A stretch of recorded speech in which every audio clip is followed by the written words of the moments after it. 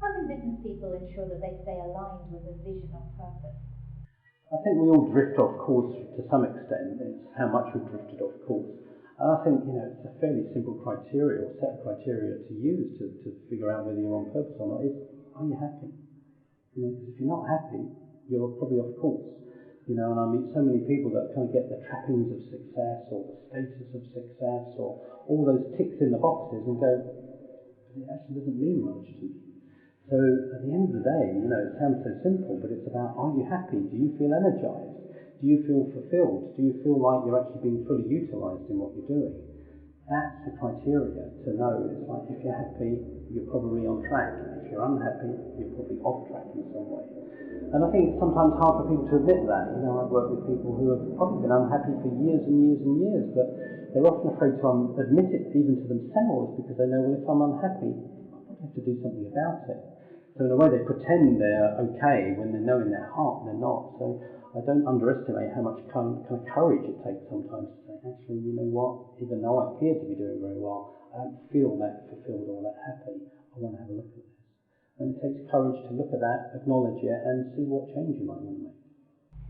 Thomas Edison famously said, genius is 1% inspiration and 99% perspiration. What would you say about that? I think there's some truth in that. I think the balance is a bit out. I would say perhaps 20-30% inspiration and 60 or 70-80% perspiration.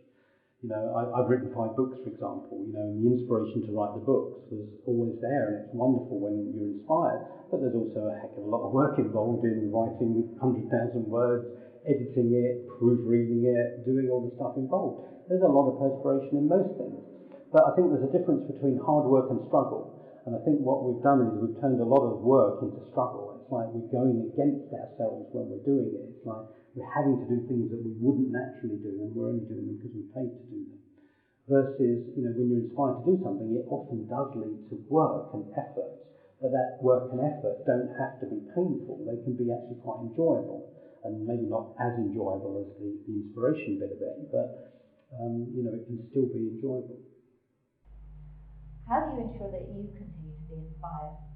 Well, for me, it's part of the tools of my trade, because I'd be a bit of a hypocrite if I didn't do it for myself. So a couple of strategies, if you like, and for me, inspiration is something I believe we and I have to have every day. It's not like you can get inspired 5 years ago and that's going to immunise you for the rest of your life.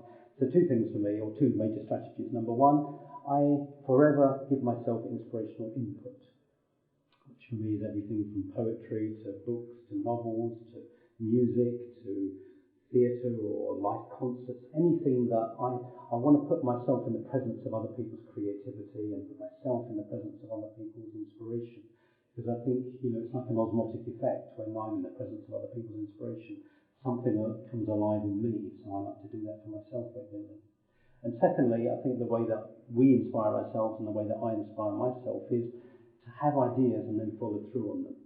Because I think what happens with a lot of people is they have 101 brilliant ideas, but they never follow through on any of them because their fear, their doubt, their insecurity, their anxiety kicks in and they keep themselves small. So I made a very conscious choice many years ago, and to the best of my ability I still do it, which is I keep moving forward. I keep at the threshold of my own life and never hang out for too long in any one place. And I don't force myself to do that, I choose to do it.